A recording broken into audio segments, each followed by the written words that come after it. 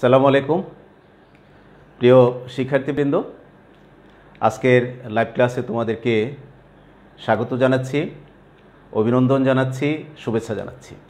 আশা করছি তোমরা ভালো আছো, সুস্থ আছো এবং নিরাপদে আছো। এবং আমাদের দেশে এখন যে পরিস্থিতি চলছে তোমরা জানো যে এই পরিস্থিতির সাথে পরিস্থিতিকে মোকাবেলা করি আমরা আমাদের দায়িত্ব ঠিকভাবে পালন করে যাব। আমাদের যে দায়িত্ব, প্রধানতম দায়িত্ব পড়াশোনা চালিয়ে যাওয়া, সেটা আমরা ঠিকঠাকভাবে করব। এবং আমি বিশ্বাস করি যে তোমাদের তৃতীয় সপ্তাহের যে অ্যাসাইনমেন্ট ছিল সেটা এর মধ্যে তোমরা হয়তো প্রস্তুত করে রেখেছো, রেডি করে রেখেছো। পরিস্থিতি একটু স্বাভাবিক হলে তোমরা এটা হয়তো প্রতিষ্ঠানে এসে অথবা অভিভাবকের মাধ্যমে স্বাস্থ্যবিধি মেনে এসে জমা দেওয়ার ব্যবস্থা তোমরা করবে। তো প্রিয় শিক্ষার্থীবৃন্দ, আমরা গত বেশ কয়েকটি ক্লাসেই আমরা উচ্চারণের নিয়ম নিয়ে কথা বলছিলাম, ধারাবাহিকভাবে আমরা আলোচনা করছিলাম। গত ক্লাসে আমরা বফলা উচ্চারণের নিয়ম নিয়ে কথা বলেছি, যেটা তোমাদের তৃতীয় সপ্তাহের অ্যাসাইনমেন্টের একটি বিষয় ছিল। এবং আজকেও ওই তৃতীয় অ্যাসাইনমেন্টের আরেকটি অংশ আমরা আলোচনা করব। এইটা হচ্ছে মফলা উচ্চারণের নিয়ম। এবং তোমরা খেয়াল করে থাকবে, আমি প্রতিটা ক্লাসেই কিন্তু তোমাদেরকে এই নিয়মগুলো একটু সহজভাবে তোমাদের সামনে উপস্থাপন করার চেষ্টা করি, যেন তোমরা একটু ভালোভাবে আয়ত্তে রাখতে পারো, অনেক দিন এগুলা মনে রাখতে পারো। এই জন্য এই নিয়মগুলোকে একটু সহজভাবে বলার চেষ্টা করি। তো আজকে আমরা আমাদের সেই উচ্চারণের নিয়মের যে ধারাবাহিক আলোচনা, সেই আলোচনার আজকের পর্বে মফলা উচ্চারণের নিয়ম আমরা আলোচনা করব। এবং তার আগে আমরা এই কয়েকটা বর্ণ, তোমরা নিশ্চয়ই আমার বোর্ডটা দেখতে পাচ্ছ, এই বোর্ডে আমি লাল কালিতে প্রায় 60টি বর্ণ লিখেছি। আমাদের বর্ণমালার মধ্যে এই 60টা ব্যঞ্জনবর্ণের একটি বিশেষ পরিচয় আছে। আজকের আলোচনায় কিন্তু এদের পরিচয়টা একটু আসবে, এজন্য আলোচনা আর মাঝখানে নিয়মে যেখানে তোমাদের বুঝতে একটু অসুবিধা হবে সেই জায়গাগুলো আগেই আমি ক্লিয়ার করার জন্য এই বর্ণগুলো সম্পর্কে একটু ধারণা তোমাদেরকে আমি দিয়ে নিচ্ছি। তোমরা এই বর্ণগুলো সম্পর্কে কিন্তু জানো, কারণ তোমরা নবম এবং দশম শ্রেণীর বইয়ের দ্বিতীয় অধ্যায়ে, বাংলা দ্বিতীয় পত্রে যে বইটা আছে তোমাদের এনসিডিবি কর্তৃক প্রকাশিত, সেই ব্যাকরণ বইটির দ্বিতীয় অধ্যায়ের 16 নম্বর পৃষ্ঠায় এবং 21 নম্বর পৃষ্ঠায় কিন্তু এই বর্ণগুলো সম্পর্কে চমৎকার এই বর্ণগুলোর পরিচয় কিন্তু দেওয়া হয়েছে, উল্লেখ করা হয়েছে। তাহলে খেয়াল করো এই বর্ণগুলো কি আমরা কিন্তু জানি। তোমরা খেয়াল করো, ও, ইয়, মূর্ধন্য, দন্তান্ন, ম এবং অনুস্বার, চন্দ্রবিন্দু, এই 60টি ব্যঞ্জন বর্ণের, এই 60টি ব্যঞ্জন যে বর্ণের সঙ্গে এই বর্ণগুলো লিখিত হয়, সে বর্ণে দুতিত ধ্বনি উচ্চারণের সময় ফুসফুস নিঃসৃত বায়ু মুখ ও বিবর ছাড়াও নাসা রন্ধ্র দিয়ে বের হয়। অর্থাৎ নাক দিয়ে, মুখ দিয়ে আমরা যে ফুসফুস থেকে বাতাস ছেড়ে দিই, সেই বাতাসটা ছেড়ে দেওয়ার সময় আমাদের বেশিরভাগ বর্ণ বা শব্দ উচ্চারণ করার সময় কিন্তু বাতাসটা মুখ দিয়ে বের হয়। কিন্তু এই বর্ণগুলো যেই শব্দে লেখা হয়, এই ধ্বনিগুলো যে বর্ণের সাথে লেখা হয়, সেই বর্ণটা যখন আমরা উচ্চারণ করি তখন অনেক সময় কিন্তু শুধু মুখ দিয়েই বাতাসটা বের হয় না, নাসারন্ধ্র বা নাসিকা দিয়েও কিন্তু কিছু বাতাস বের হয়। অর্থাৎ এগুলার উচ্চারণের সময় কি হয়, নাসিকার সাহায্যের প্রয়োজন হয়। তাই এগুলোকে অনুনাসিক বা নাসিক্য ধ্বনি বলে। তোমরা কিন্তু এই শব্দ দুটো একটু মনে রাখবে। কি বললাম? অনুনাসিক, অনুনাসিক অথবা এটাকে নাসিক্য ধ্বনি বলে। আর যে বর্ণগুলোর সাথে এগুলাকে লেখা হয় সেই বর্ণটাকে বলা হয় অনুনাসিক বর্ণ বা নাসিক্য বর্ণ। ক্লিয়ার? এই 60টা বর্ণ, তার মধ্যে তুমি খেয়াল করো, এই 60টার মধ্যে এই 5টা এবং এই দুটো, ও, ইয়, মূর্ধন্য, দন্তান্ন, ম, এই 5টা বর্ণে দুতিত ধ্বনির উচ্চারণে নাক ও মুখ দিয়ে কিংবা কেবল নাক দিয়ে ফুসফুস থেকে বাতাস বের হয় বলে কিন্তু এদেরকে আমরা বলি নাসিক্য বর্ণ। তাহলে খেয়াল করো, এই 60টার মধ্যে এই 5টা হচ্ছে নাসিক্য বর্ণ। কারণ কি? কারণ আমরা ফুসফুস থেকে যে বাতাসটা ছেড়ে দিই কথা বলার সময়, বের হয় আমাদের ফুসফুস থেকে, সেই বাতাসটা বের হওয়ার সময় শুধুমাত্র আমরা মুখ দিয়েই কিন্তু বাতাসটা ছাড়ি না বা বের করি না, কিছু কিছু বাতাস, সামান্য বাতাস কিন্তু আমরা নাক দিয়েও বের করি। এই জন্যে এই ধ্বনিগুলোকে বলা হয় নাসিক্য ধ্বনি। আর এদের প্রতীকী যে বর্ণগুলো আছে সেই প্রতীকী বর্ণগুলোকে বলা হয় নাসিক্য বর্ণ। ক্লিয়ার? তাহলে খেয়াল করো, ও, ইয়, মূর্ধন্য, দন্তান্ন, ম, এগুলো হচ্ছে নাসিক্য ধ্বনি আমরা যখন উচ্চারণ করবো আর যখন লিখবো যে প্রতীকটা হবে, সেই প্রতীকটা হবে নাসিক্য বর্ণ। তারপরে খেয়াল করো অনুস্বার এবং চন্দ্রবিন্দু। চন্দ্রবিন্দু চিহ্ন বা প্রতীকটি পরবর্তী স্বরধ্বনির অনুনাসিকতার দ্যুতনা করে, দ্যুতনা মানে সৃষ্টি করা, এই জন্য এটিকে অনুনাসিক ধ্বনি এবং বর্ণটিকে অনুনাসিক বর্ণ আমরা বলে থাকি। অর্থাৎ তুমি খেয়াল করো এই চন্দ্রবিন্দু এবং অনুস্বার এবং বিসর্গ ব্যঞ্জন বর্ণের, এই তিনটি ব্যঞ্জন বর্ণের কিন্তু একটা স্পেশাল নাম আছে, তোমরা জানো। এই তিনটাকে কিন্তু পরাশ্রয়ী বর্ণ বলা হয়, তাই না?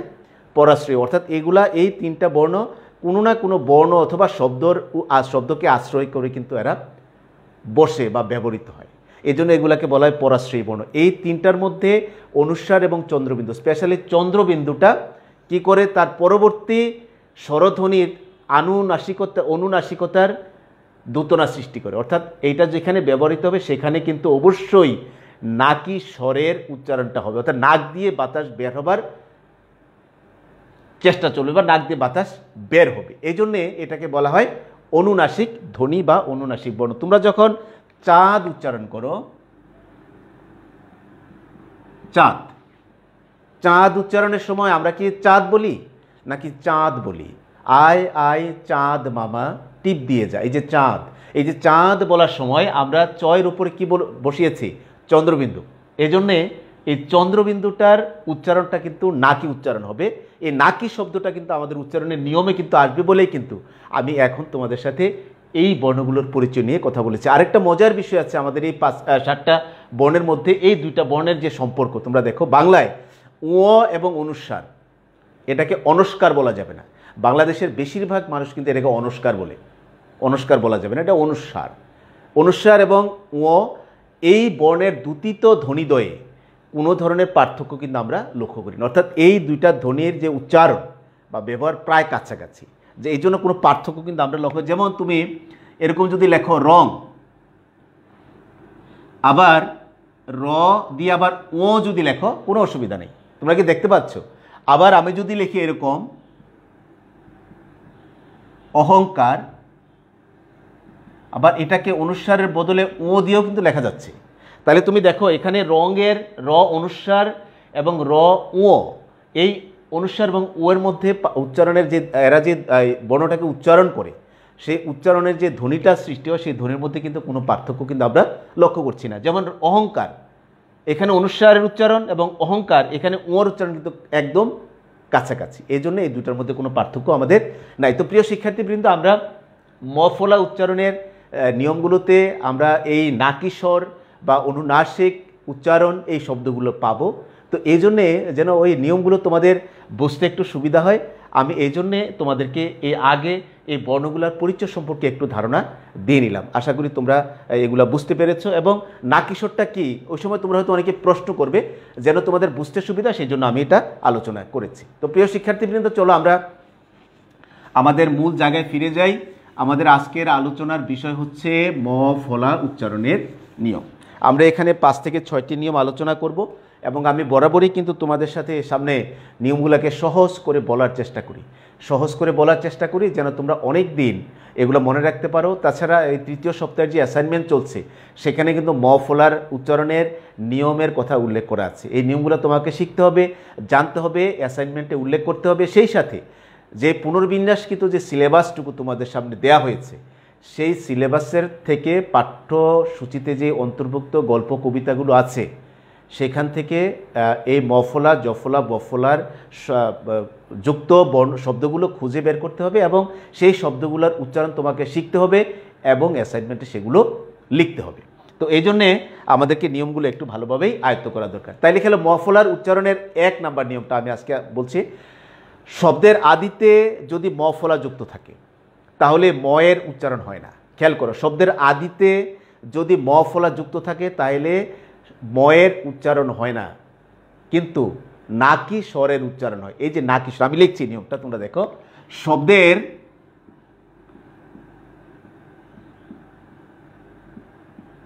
আদিতে, আদিতে মানে শুরুতে, যদি ম ফলা যুক্ত থাকে তাহলে ম এর উচ্চারণ উচ্চারণ হয় না। তবে নাকি স্বরের, নাকি স্বর মানে আর একটু আগে আলোচনা করেছি, অনুনাসিক স্বরের উচ্চারণ হয়। শব্দের আদিতে যদি মফলাটা থাকে তাহলে এইটা কখনোই উচ্চারিত হবে না। তার পরিবর্তে কি হবে, এটা নাকি স্বর বা অনুনাসিক উচ্চারণ হবে। অনুনাসিক উচ্চারণ করতে হলে আমাদেরকে কি করতে হবে, অবশ্যই চন্দ্রবিন্দু ব্যবহার করতে হবে। আমি এটা একটু আগে কিন্তু তোমাদের সামনে আলোচনা করেছি। তুমি যখন অনুনাসিক বা নাকি স্বরে কথা বলতে যাবে তখন তোমাকে অবশ্যই চন্দ্রবিন্দু ব্যবহার করে সেই শব্দটা লিখতে হবে এবং উচ্চারণ করতে হবে। তাইলে তুমি দেখো, উদাহরণ দিয়ে আমি, স্মরণ, তারপরে শ্মশান, তারপরে স্মৃতি, তারপরে স্মারক। তুমি দেখো এখানে 4টা শব্দে কিন্তু প্রথম বর্ণের সাথে ম ফলা যুক্ত হয়েছে, অর্থাৎ শব্দের আদিতে বা শুরুতে কিন্তু একটা ম ফলা আছে। তোমরা আমার বোর্ডটা দেখতে পাচ্ছ নিশ্চয়ই, বোর্ডটা দেখা যাচ্ছে, থ্যাংক ইউ। তো এই 4টা শব্দের শুরুতে কিন্তু ম ফলা যুক্ত আছে। তাইলে যদি ম ফলা যুক্ত থাকে তাহলে কি হবে, ময়ের উচ্চারণটা কিন্তু হবে না বা মানে বিলুপ্ত হয়ে যাবে। তার পরিবর্তে নাকি স্বরের উচ্চারণ হবে, অর্থাৎ অনুনাসিক উচ্চারণ হবে। তাইলে তুমি দেখো আমি উচ্চারণ লিখছি, স্মরণ, ক্লিয়ার, ঠিক আছে, স্মরণ, তালবা স্বরের উপরে চন্দ্রবিন্দু দিয়ে কিন্তু আমাকে উচ্চারণটা করতে হবে। তারপরে শ্মশান, তালবা স্বরের উপরে কিন্তু যথারীতি কি হয়েছে, চন্দ্রবিন্দু আমি ব্যবহার করেছি। স্মৃতি, দন্তা স্বরের উপরে চন্দ্রবিন্দু ব্যবহৃত হয়েছে। স্মারক,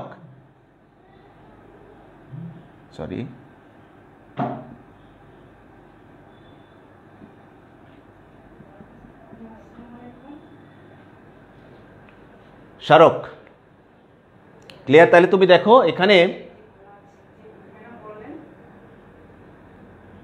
তোমরা নিশ্চয়ই দেখতে পাচ্ছ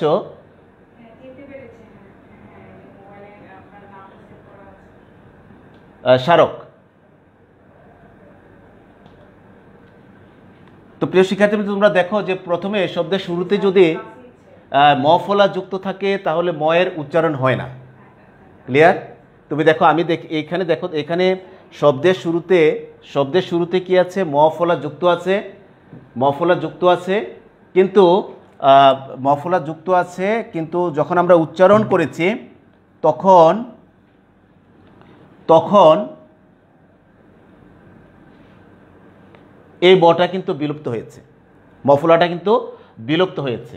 সেখানে আমরা নাকি স্বরে স্মরণ, শ্মশান, স্মৃতি, স্মারক, এই যে আমরা নাকে উচ্চারণ করতে হবে, অর্থাৎ নাকি স্বরের উচ্চারণ হবে, ক্লিয়ার।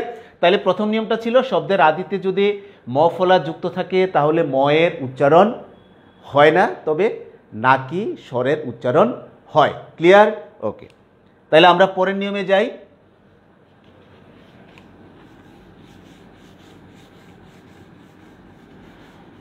2 নম্বর নিয়মটা দেখো, নিয়মগুলো প্রায় কাছাকাছি এবং মনে রাখা সহজ। শব্দের মধ্যে বা শেষে যদি ম ফলা যুক্ত থাকে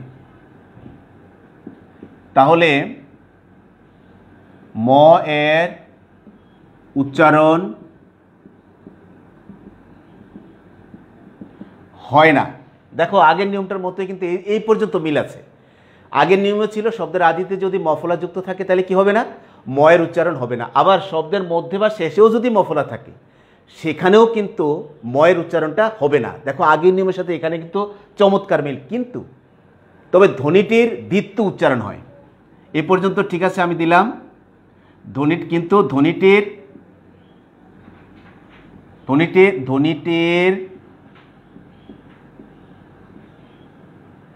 দ্বিত্ব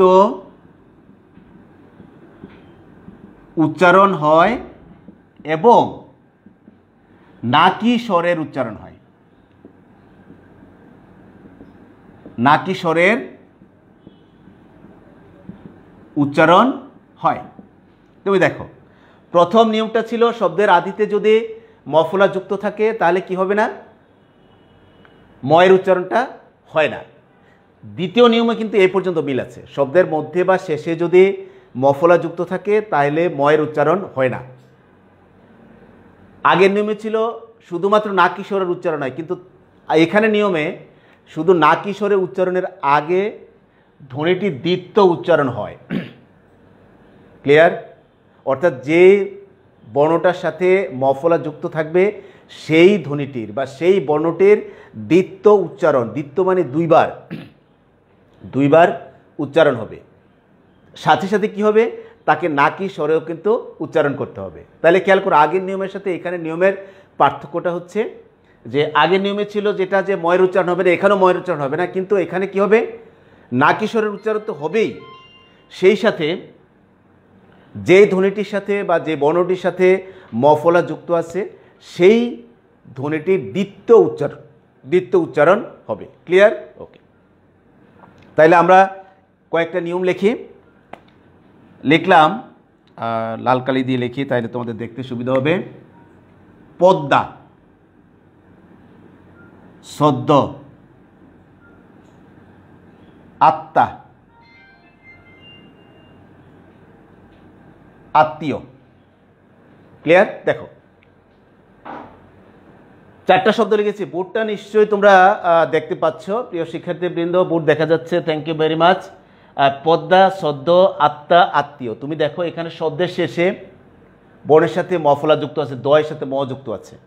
তারপরে সদ্যের মধ্যেও কিন্তু দয়ের সাথে ম যুক্ত আছে। তারপরে আত্মার শেষের তয়ের সাথে ম যুক্ত আছে। তারপরে আত্মীয়র মধ্যে তয়ের সাথে ম যুক্ত আছে।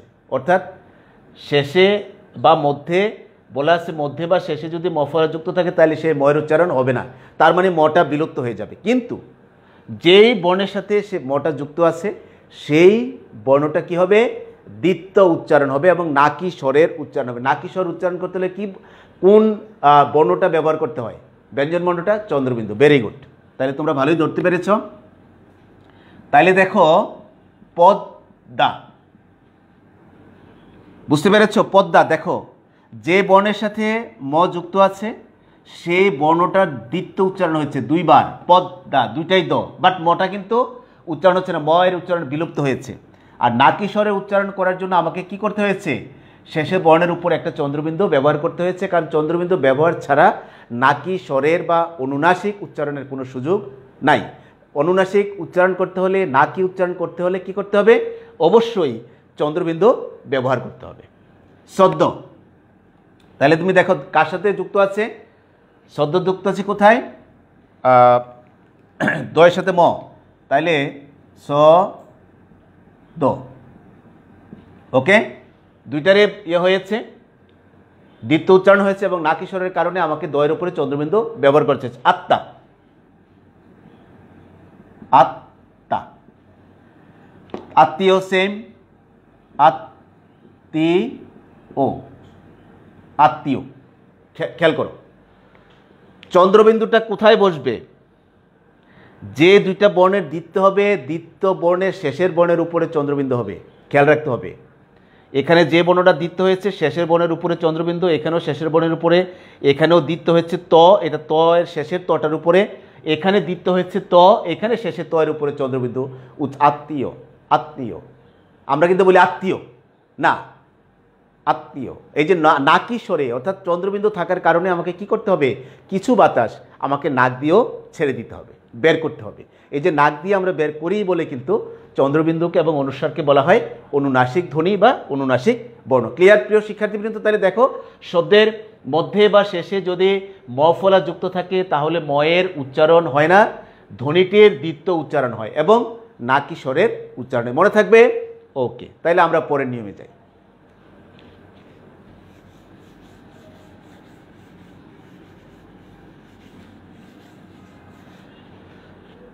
পরের নিয়মটা দেখো,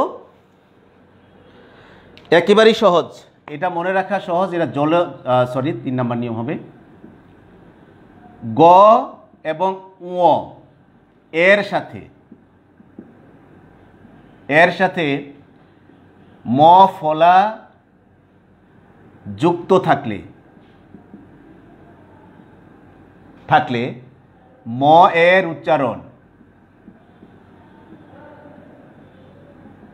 উচ্চারণ অবিকৃত থাকে। সহজ। এরপরও কাছাকাছি নিয়মের কিছু আমরা সূত্র শিখব। একেবারে সহজ। গ এবং ও এর সাথে যদি মফলা যুক্ত থাকে তাহলে কি হবে, ময়ের উচ্চারণটা অবিকৃত থাকবে, অর্থাৎ ময়ের উচ্চারণটা হবে না, ময়ের উচ্চারণটা বিলুপ্ত হবে না, কোনো ধরনের বিকৃত হবে না, চেঞ্জ হবে না, ময়ের উচ্চারণ যা আছে ঠিক তাই থাকবে। ক্লিয়ার? অর্থাৎ গ এবং ওর সাথে যদি মফলা যুক্ত থাকে তাহলে ময়ের উচ্চারণ ঠিক থাকবে, কোনোভাবে এটাকে চেঞ্জ করা যাবে না। এখানে তুমি দেখো, আমরা যদি লিখি বাগ্মী, তারপরে বাংময়। ক্লিয়ার? প্রথম শব্দে দেখো গয়ের সাথে ম যুক্ত হয়েছে, পরেরটাতে ওর সাথে ম যুক্ত হয়েছে, তাইলে গ এবং ওর সাথে যদি ম যুক্ত হয় তাহলে ময়ের উচ্চারণ কি হবে, অবিকৃত থাকবে, কোনো ধরনের চেঞ্জ হবে না বা পরিবর্তন হবে না। তাইলে এটার উচ্চারণ কি হবে, বাগ্মী। কিন্তু আমরা অনেকেই উচ্চারণ করি বাগ্গী। নো, বাগ্গী উচ্চারণ করা যাবে না। যিনি বক্তব্যে পটু বলি না বাগ্গী না, বাগ্মী, যেহেতু আমার উচ্চারণের সূত্র অনুসারে আমার সেটাই বলে দিয়েছে। তারপরে বাংময়, এখানে ময়ের উচ্চারণ ঠিক আছে, এখানেও ময়ের উচ্চারণ ঠিক আছে, এখানেও ময়ের উচ্চারণ ঠিক আছে। অর্থাৎ গ এবং ও এর সাথে যদি বফলা যুক্ত থাকে তাহলে কি হবে না, ময়ের উচ্চারণটা চেঞ্জ হবে না, পরিবর্তন হবে না, বিকৃত হবে না, এটা যা আছে ঠিক তাই থাকবে। ক্লিয়ার? ওকে, এটা সহজ একটা নিয়ম, এটার সাথে মিল আছে। আর একটু লিখি, তুমি দেখো, এখানে আমরা গ আর ও ছিল, এখানে আমরা পরিবর্তন করে দিলাম 4 নম্বর নিয়মে। এখানে হবে মূর্ধন্য ন এবং দন্তান্ন। খেয়াল করো, মূর্ধন্য ন এবং দন্তান্ন এর সাথে বফলা যুক্ত থাকলে ময়ের উচ্চারণ অবিকৃত থাকে। সহজ, আগেরটার সাথে মিল আছে, শুধু আমরা বর্ণটা চেঞ্জ করে দিলে হবে। আবার এখানে একটু মজার কথাও বলবে একটু পরে। ন এবং ন অর্থাৎ মূর্ধন্য ন এবং দন্তান্ন এর সাথে মফলা যুক্ত থাকলে কি হবে না, ময়ের উচ্চারণটা অবিকৃত থাকবে, কোনো ধরনের পরিবর্তন হবে না। যেমন লিখলাম জন্ম, উন্মাদ, তারপরে মৃন্ময়। দেখো, প্রথম দুইটার সাথে দন্তান্ন ম, পরেরটার সাথে মূর্ধন্য ম।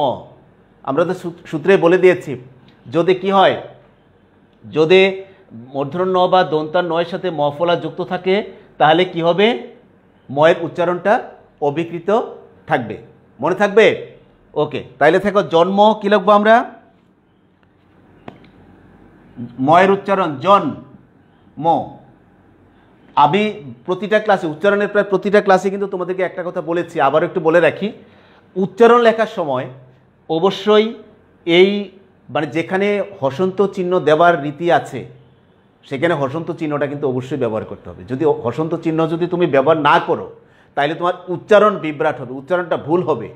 কিন্তু সাধারণত শব্দের শেষে কিন্তু আমরা হসন্ত চিহ্ন ব্যবহার করতে পারি না, কারণ নিয়মে নাই, বানানের নিয়মে সেটা নাই। কিন্তু উচ্চারণ লেখার সময় অবশ্যই হসন্ত চিহ্ন ব্যবহার করতে হবে, না হয় উচ্চারণ ভুল হবে। যদি তুমি এখানে ধরো এই নয়ের নিচে হসন্ত চিহ্ন না দাও তাহলে এটা উচ্চারণ হয়ে যাবে জনম, উচ্চারণ ভুল হবে। এই জন্মকে উচ্চারণ করতে হলে ঠিকভাবে এটা করতে হবে জন্ম। এই নয়ের উচ্চারণটা একসাথে করার জন্য এই হসন্ত চিহ্নটাকে অবশ্যই ব্যবহার করতে হবে। তারপরে উন্মাদ, উন্মাদ, খেয়াল করে এখানে নয়ের নিচে হসন্ত আছে, দয়ের নিচেও আছে। আবার যদি দয়ের নিচে না দিই তাহলে হবে উন্মাদ, উচ্চারণ ভুল হয়ে যাবে। মৃন্ময়, খেয়াল করো, মৃন্ময়, এখানে সব জায়গায় তুমি খেয়াল করে থাকো, ময়ের উচ্চারণ অবিকৃত আছে, এখানে ময়ের উচ্চারণ, এখানে ময়ের উচ্চারণ, এখানেও ময়ের উচ্চারণটা অবিকৃত রয়েছে, অর্থাৎ কোনো ধরনের পরিবর্তন কিন্তু হয়নি। ক্লিয়ার? তাহলে তুমি দেখো তার নিয়মটা কি দাঁড়ালো, যে মূর্ধন্য এবং নয়ের সাথে ম ফলা যুক্ত থাকলে ময়ের উচ্চারণ অবিকৃত থাকে। ওকে, তাইলে আমরা 5 নম্বর নিয়মে যাই প্রিয় শিক্ষার্থীবৃন্দ। ওইটাও একদম সহজ, এখানে একটু পরিবর্তন করে দিই।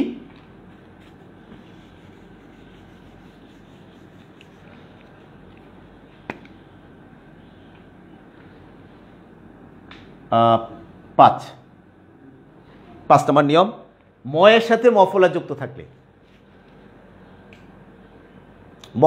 ময়ের সাথে মফলা যুক্ত থাকলে কি হবে? ময়ের উচ্চারণ অবিকৃত থাকবে। খেয়াল করো, আমরা 3 নম্বর নিয়মে কি পড়েছিলাম? গ এবং ও এর সাথে যদি মফলা যুক্ত থাকে তাহলে কি হবে? ময়ের উচ্চারণ অবিকৃত থাকবে। যদি মূর্ধন্য ন এবং দন্ত নয়ের সাথে মফলা যুক্ত থাকে তাহলে ময়ের উচ্চারণটা কি থাকবে? অবিকৃত থাকবে। ময়ের সাথে যদি ম যুক্ত থাকে তাহলেও কিন্তু ময়ের উচ্চারণ কি থাকবে?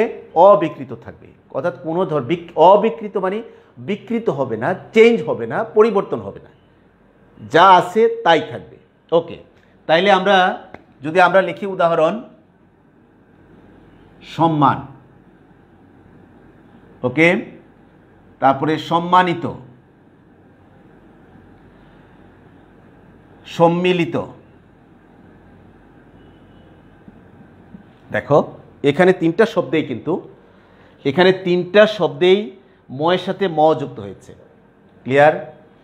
সম্মান, সম্মানের ময় ম, সম্মানিত ময় ম, সম্মিলিত ময় ম। কিন্তু আমরা এই সম্মানের ক্ষেত্রে আমরা অনেককেই উচ্চারণ করতে দেখি সম্মান, না, উচ্চারণ বিভ্রাট করা যাবে না, কারণ এখানে ম এবং ময়ের মফলা যুক্ত হয়েছে। ময়ের সাথে ম যুক্ত হতে এখানে দুটাই ময়ের উচ্চারণ হবে, কারণ আমরা বলেই দিয়েছি নিয়মে যে ময়ের সাথে যদি ম যুক্ত থাকে তাহলে ময়ের উচ্চারণটা কি হবে না? চেঞ্জ হবে না, পরিবর্তন হবে না। এখানে সম্মান, কোনোভাবেই সম্মান বলা যাবে না। ক্লিয়ার? তাহলে সম্মান যদি আমরা এটাকে উচ্চারণ লিখে তাহলে আমরা কি লিখতে হবে?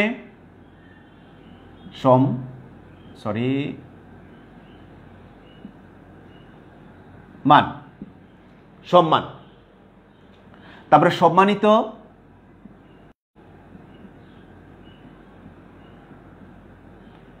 সম্মানিত। তারপরে সম্মিলিত, খেয়াল করো, সম্মিলিত, সম্মিলিত। ওকে, তাহলে ময়ের সাথে ম যদি যুক্ত হয় তাহলে কি হবে না? ময়ের সাথে ম যুক্ত হলে ময়ের উচ্চারণটা অবিকৃত থাকবে। ক্লিয়ার? সেক্ষেত্রে উদাহরণগুলা দিবে, উদাহরণের লেখার সময় শব্দের উচ্চারণ কিন্তু পরীক্ষায় থাকে, তুমি খেয়াল করবা। আমরা শব্দের উচ্চারণ কিন্তু লিখতে দিই, উচ্চারণের নিয়মের অল্টারনেটিভ একটা প্রশ্ন কিন্তু থাকে শব্দের উচ্চারণ লেখা। সেখানে যে শব্দের উচ্চারণ তুমি লিখবে সেই উচ্চারণটা সঠিক তো লিখতে হবে। সঠিক লিখতে গেলে তোমাকে অবশ্যই কি করতে হবে? এই হসন্ত চিহ্নগুলোকে অবশ্যই যথাযথ জায়গায় এটাকে ব্যবহার করতে হবে। যদি তুমি যথাযথ জায়গায় ব্যবহার না করো তাইলে কিন্তু উচ্চারণেই ভুল হয়ে যাবে। যেমন আমরা এখানে যদি হসন্ত চিহ্ন না দিই তাইলে হয়ে যাবে সমমান, সমমানও, সমমানও উচ্চারণ। হসন্ত চিহ্ন দিলেই কিন্তু সম, এই অক্ষরটা, সিলেবলটা কিন্তু কি হবে? একসাথে কিন্তু উচ্চারিত হবে। এই উচ্চারণ বিভ্রাটকে এড়াবার জন্য আমরা কি করতে হবে? এই হসন্ত চিহ্নটাকে যথাস্থানে ব্যবহার করতে হবে। ওকে, সর্বশেষ নিয়ম আমরা আজকে আলোচনা করব প্রিয় শিক্ষার্থীবৃন্দ। সরি, মুছে ফেললাম একটু। এখানে হবে 6 নম্বর নিয়মে হবে ল এর সাথে মফলা যুক্ত থাকলে, মফলা যুক্ত থাকলে ময়ের উচ্চারণ অবিকৃত থাকে। দেখো 3, 4, 5, 6 এই 4টা নিয়ম, এই 4টা নিয়ম একদম কাছাকাছি।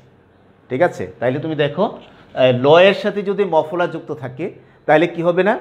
তাহলে ময়ের উচ্চারণও কিন্তু অবিকৃত থাকবে, এটা চেঞ্জ হবে না। ওকে, তাহলে আমরা একটা উদাহরণ দিই। তুমি দেখো গুল্ম, গুল্ম।